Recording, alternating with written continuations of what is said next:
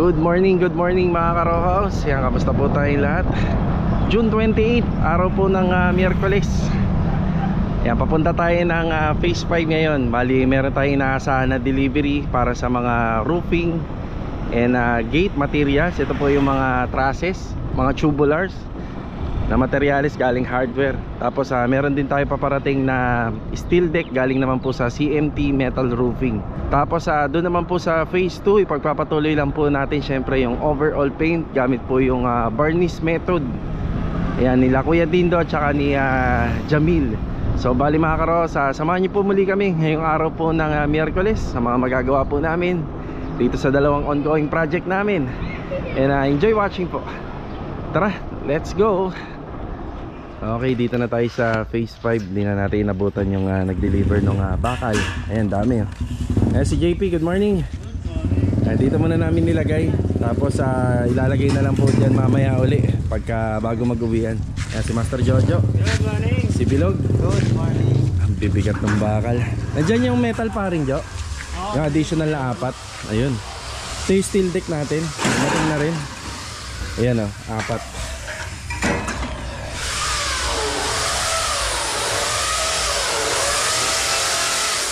Si Louie, good morning Louie. Good morning. Yeah.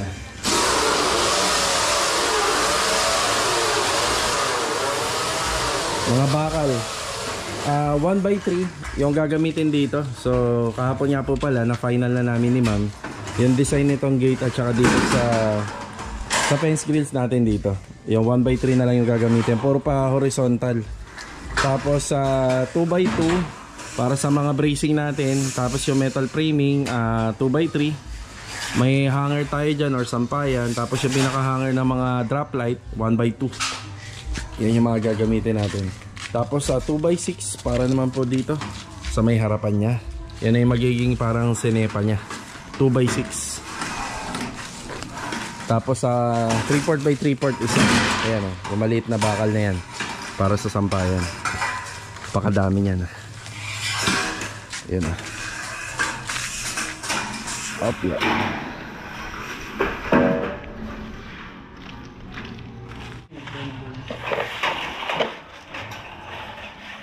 Nililipat na lang nila. Ayan na. Joy, hindi nyo na inabot to? Nandyan na yan pagdating nyo? Yung mga bakal? Hindi. Nabutan namin. Ay, nabutan nyo. Ayan, 2x6. Nililipat na lang to kasi nakasagabal dito sa daan natin. Mamaya kukumpuniin na lang natin. Nahirapan siya sa Bali mga karos, yung tubo na nakikita nyo doon sa may floor drain, sa may extension, bibilang ko na siya ng elbow, kahit isa lang muna.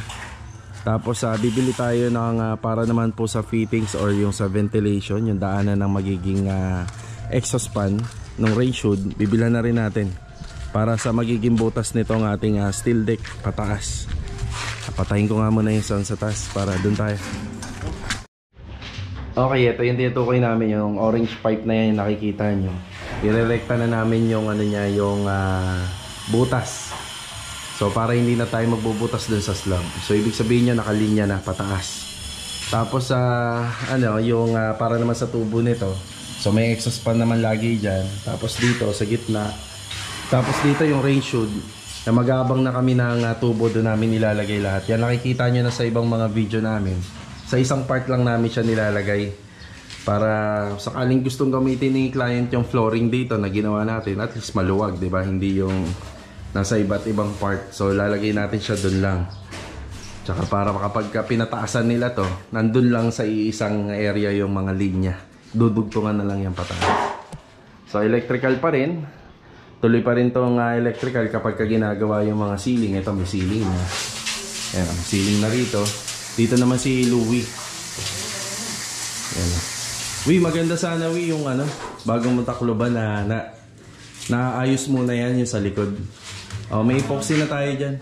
Frame mo lang, frame lang. Frame lang ang gagawin mo dyan. Para hindi mababara ng tubig sa tuwing umuulan. Ito, meron na rin dito. Ayan o. Yung additional na metal paring na 4, pang-alala yun dun sa toilet and bathroom, at saka dito sa may extension. Yan, lalagyan pa rin natin ng ceiling yan. Dito naman, hindi naman tayo gagamit ng metal paring dito. Ang puro bakal gagamitin natin dito. Tapos sa dating gawi, ipapatibag ko na po to. Yan, papatibag natin yan. Sa admin office, ayaw nila na tinatanggal yan. Kaso nga lang, kapag kasi, ang lagi kong dahilan sa kanila, wala naman po kasing purpose to kapag nagpabubong na. Mas lalo lang magkakaproblema yung bubong natin dito kung nandyan yan. No, kung nandyan. Kaya pinapatanggal ko yan. Yan, pinapatibag natin. Kasi imagine niyo pag nilagyan ng kisame ito, hindi naman na makikita yan. Ang tawag kasi nila dyan, facade. So kailangan kasi ang buong bahay na yan, kung ano yung original na nandyan, kung ano yung original na pintura, steel window, yan yung grills, at saka yung canopy, medya agua, dapat nandyan pa rin yan. Kaso nga lang, syempre kapag binubungan niya, sample natin yung gawa sa kabila, diba, hindi nyo naman na nakikita yan. Kaya yan, tatanggalin na namin para hindi makasagabal din sa gawa namin. At saka mapupulido pa yung gawa-gawa ng hindi ka iiwas, hindi mo siya iiwasan, no? Iwas tulo tayo. Ang pwede kasing mangyari dyan pag di mo tinanggal yan, dalawa lang. Pwedeng mas mataas ka yung gawa mo, tapos pwede naman na naka-flash ka lang dyan. Yun nga lang, prone sa tulo yun. So kanya-kanyang diskarte, no? Kanya-kanyang diskarte sa mga gumagawa. Pero para sa amin, based on experience namin, tinatanggal namin yan. Mas maigi. Okay, bibilang ko lang po ito ng abang lang muna. Kahit isa lang muna, John, no? Isang tubo lang muna. Oo, saka na natin bilan yung para sa mga linya. Isang elbow. Tapos 3 elbow na malalaki. Lagyan na natin ng cover. Okay, yun lang muna. Paisa-isa muna sa mga tubo para hindi makalat yung materialis. Kasi kapag inokompleto naman natin, nagkakalat lang dito. Mas maigi na muna. Lang naman yung hardware dito. Malapit lang. Okay, alis muna tayo. Bibili tayo ng isang tubong detres, tsaka elbow. Yung mga tubo natin ubos na, ginamit na yung sa mga panlinya rito. Yan, nasa ilalim na po ng mga flooring. Yan. Tara. Bumisita nga pala si Master Batang dito kasama yung pinsan niya. Yan na. Ayun.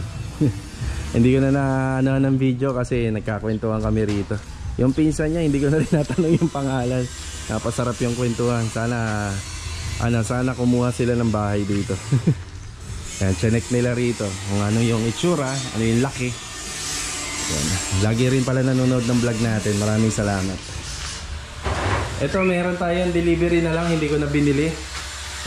Meron tayong Bulkasil 2 litro. Yung Bulkasil naman na yon, gagamitin sa mga pantapal dito, sa mga PVC line. Tapos yung iba para sa taas. Yan, ipapaasikaso natin yan. Yung taas, ipapa-double tapping natin yung sealant. Tapos ang ending waterproofing.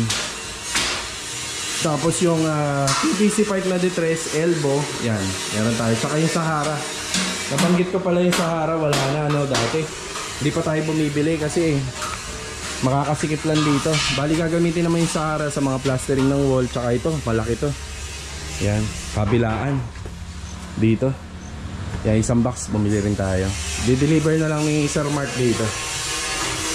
Tapos itong sa concrete epoxy, nabanggit namin kanina, yan, gagamitin to dun. Concrete epoxy.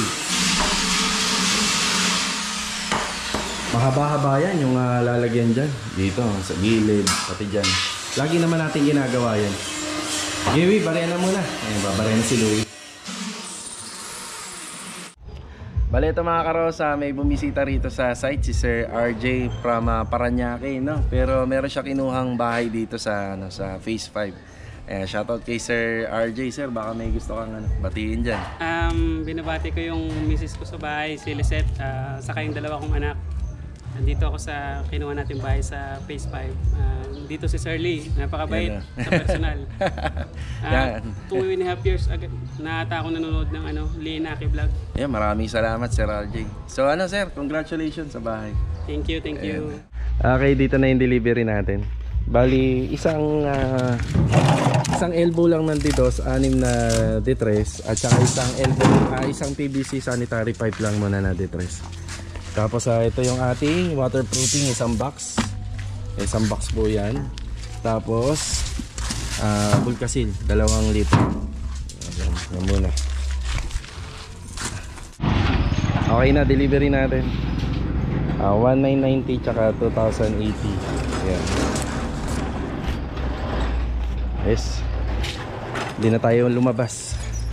Yan, gamit natin yung Makita cutout. Yan. Nagpalit na nga lang kami ng bala. Ibang bala na nga lang to. Yan. Bala itong bala na to. Bala rin ng cutout na gagamitin po sa pamputol nitong mga kabelya. Yung sa kabelya nga po pala natin, yung pinaka mating niya, puro 12mm. Yan po yung gagamitin natin sa mating ng slab, 12mm. Umpisa na rin ni JP to. Yan, makikita nyo mamaya to, itong mga tubo na to binili natin kung saan gagamitin. Tapos kailangan na natin magpondo ng Bulkasil dito. Kapag yung tubo ho kasi na yan ay naisalpak na dyan, isisilan po natin bago natin buhusan. Tapos sa taas din, kapag hindi po umulan, maganda pa naman, papasilan na natin lahat. Yan, binabakbak na yung yung Media Agua. Yung steel deck natin kanina na dumating yan, 7.1 po yan. Tapos yung mga materyales naman po kanina, mga bakal, 19,860. Ayan po. Ito mga karosa, break time muna tayo. Tapos ito inuumpisa ng tibagin yung canopy nito. Yan, break time muna. Ano merienda natin? Itlog. Yan itlog tayo. Magandang merienda minsan, di ba? Gamot to eh. Oo. Gamot sa kabag. Ilalabas nito yung kabag mo. Kakain po tayo. Yung 2 nga pala doon, hindi pa natin napupuntahan. Yan, break time muna. Yan yung sitwasyon natin dito. Ayan, lalagyan na lang po ng mating yan. Kukumpletuhin yung sa pagbabakal. Pinutol-putol na namin yung detres na tubo. Yan na lang yung natira, magagamit pa natin yan. Assembly na lang yan para dun sa sa ducting. Tapos ay kakabit nila dun sa taas bago magbuhos. Okay, dito tayo. Yeah, good morning Jamil. Good morning. Yan Tsaka si Kuya Dindo. Good morning. Ito naman pala yung minamasilya Kuya, magkasya ba yung ating poly-tight? Meron pa naman po, boss. Sige, pagkano na lang habol-habol tayo. Nandito na sa bandang ilalim na nagawa kahapon. Tapos ito yung sample na nagawa namin dito kahapon. Pero yung pa lang yan, hindi pa naman yan nagtatapos dyan. May konting spots pa yan. Tapos saka i-finish. Spotting. Talagang sinadya namin yung ganito kasi para magmukha siyang antique. So nagkakaroon na ba kayo ng idea kung ano yung finish na pinagagawa sa amin ng may-ari? Bali po to, parang vintage nga. Pero hindi naman namin totally makukuha lahat yun, kasi yung mga materials ngayon, mga moderno na. Pero kahit pa paano, yung pinapalabas pa rin natin na maging semi-vintage look. Ito. Gaya nito, parang antique finish siya. Masilya lang dito. Yan, kompleto naman kami sa gamit. Yung air compressor namin buhay na dahil meron ng mga ibang materials o ibang parts na napalitan dito. At tinatabunan na uli ni Jamilton ng Jaryo. Ito yung iba.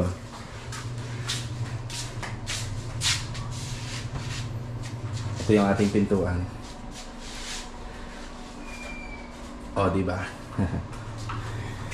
Okay, iwan muna natin sila. May tubig ba? Puno. Tara. Bumalik ulit tayo rito sa Phase 5. Ayun na yung ginawa natin para sa urban. So, dyan po ilalagay yan. Log, dyan lalagay yan, log dito. Yan. Kaya ba, Joe, 3 hilera pa ganyan? Yan, hilera dyan. Hindi pa punta rito yung pa ganyan. O yan, kaya dyan. Para mas pakinabangan yung flooring. Yan, actual nila. Yan, dyan. Tapos yung isa doon. Isa pa. Yan, para maluwag dito. Yun yung pinapaliwanag ko kanina. Yan, ganyan yung pagkakalagay. Kita mo alog naman. Tapos dito baka magamit namin graba rito, mga nasa ano po lahat to, mga kulang-kulang 20 sako. Ima-minus ko na lang yung on-hand na graba natin kasi gagamit pa tayo sa lababo ng graba. So ayan na po yan yung hooks. Tapos dito, naka-hook na rin po yan dito sa tinastas natin dito. Hindi nga lang ako makapunta dyan. At saka rito.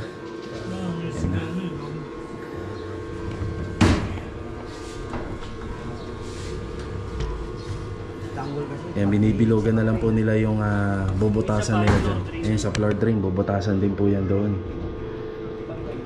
Rekta mo na yun dyan. May elbow yan eh. May elbow dyan. May elbow dyan.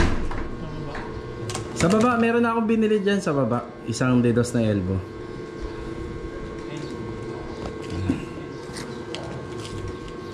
Yan, kunin ko lang. Kunin ko yung elbow. Yung ano na lang, dedos na lang na ano kailangan. Yung steel deck nga pala natin, ano yan, 1.2 yung kapal niyan. Tapos ang pambutas na ginagamit namin dyan, yung welding machine na rin. Tinataasan namin yung amperahe niya para mabutas. Ano po, boss? Tapos sa mating 20 by 20. Yan, 20 by 20 yan yung mating natin. Sa parilya, syempre naka-hook yan dun sa mga biga paikot. Pati dito sa sininsil natin tsaka rito. Yan, nakita nyo na yun sa mga video namin. Yan, naka-hook siya, naka-clamp. Para talagang kapit na kapit. Tapos nagdagdag pa kami ng another rebars dyan, yung 16mm. Kaya bumili tayo, yun, 16mm doon. Tsaka dito may 16mm tayo. Okay na muna tayo rito, bali break time muna. Nagpa-deliver tayo ng 15 bags ng sako ng graba pa. Tapos ito, yung iba kasi rito magagamit pa yun sa gagawin nating lababo. Okay, tara. Mga karosa, ito hindi muna tayo magbe-break time. Pupunta tayo sa phase 4. Pero ito, tumirik yung owner natin. Ayan na. So nagpabili lang ako ng gasolina sa isa sa mga rider dito. Ayan, shoutout muna kay Lek Ramos ng Dubai, UAE. Yan, God bless. So after ko lang maayos to, dediretso tayo ng phase 4 Lumina para kausapin yung isa pa sa mga naka-line up natin na project doon. Yan na. Yan, dala na natin upuan tsaka lamesa. Yan na si kuya. Yan na yung ating gas.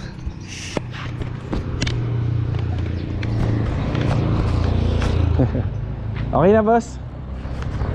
Bali 120. Sige, sige. Gasolina. So nagpabili talaga tayo dun sa gasoline station. Hindi yung mga tinitindang tingi-tingi na bote rito. Ayusin ko lang to, tapos diretso na ako sa phase 4. Tara. Pagas tayo. 2 litro lang yung kinarga natin bago tayo pumunta dun sa phase 4. Dito na tayo. Hahanapin na lang natin yung black and lot. Baka dun sila yata banda sa may dulo. Yeah.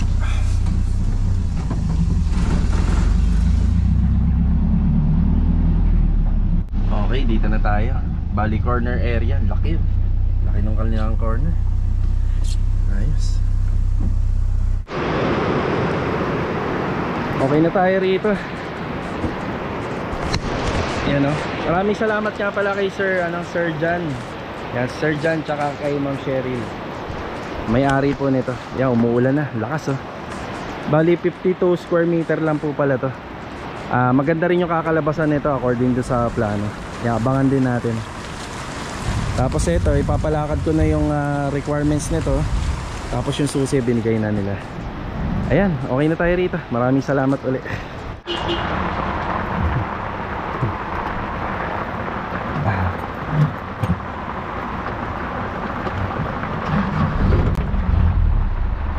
Yeah, okay na tayo nila client.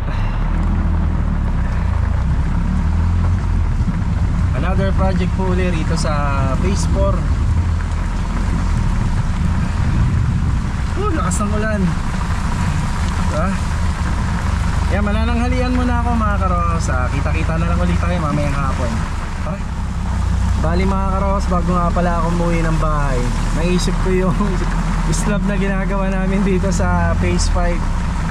Tapos halos wala na rin gagawin yung mga kasama natin. Baka hindi ako sigurado. Kita nyo yung weather, oh. Baka maghapon na ulan to. Baka mag half day na lang siguro tayo. Tapos si Kuya Dindo tsaka si Jamil, nagbabike kasi sila papasok tsaka pauwi. Di rin ako sigurado kapag nagpatuloy to kung makakapasok silang lahat. Obya, mababang part tong kalsada na to, kaya binabaha. Maya maya kapag tumila yung ulan, mabilis naman yung pagwala ng tubig sa mga kalsada. Kasi yung mga drainage system naman dito maayos. Kaya rito lakas ng ulan pero walang baha, di ba? Yun lang, di ako sigurado kung makakabalik pa yung tropa. Check natin mamaya. Galing ka ron? Ayun, Master Jojo, half day tayo. May nakita kang graba ron? Oo. Hinatid na. Sige, babayaran ko na lang doon sa hardware. Kaya uwian na. Half day tayo. Okay, dito na natin tatapusin tong vlog natin. Yang kasama ko si Master Jojo ngayon. Parang niloloko kami ng panahon eh. Sa bagay kasi mga karos, kanina nung mag-isa rito si Master Jojo, ano na yun mag-aalas 2 na, 1:30 na. Hindi na nakapasok yung ibang tropa. Bali kasama natin ngayon si Louie dito at saka si Kuya Dindo. Yan, bumalik sila dito sa site. Sakto, kukuha sila ng advance payment. Eto, makakasama natin dito. Hingi tayo ng tulong sa kanila para ayusin yung ibang gamit dito. Yan, mag-ano na mga karos, 3:30. Yan, babawi na lang tayo. Yan, dito muna kami. Okay, dito na tayo. Yung mga bakal lang isi-secure lang namin, kaya bumalik kami. Ayun si Kuya Dindo, makakasama natin dito. Ayun si Louie. Pero kanina kinumpunin na ni Master Jojo yung mga gamit dito.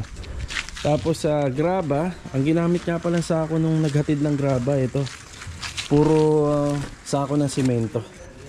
Yan, puro sako ng simento. Bali ano to, 15 sako na pwede natin gamitin doon sa slab. Tapos yung iba pa, ito karagdagan.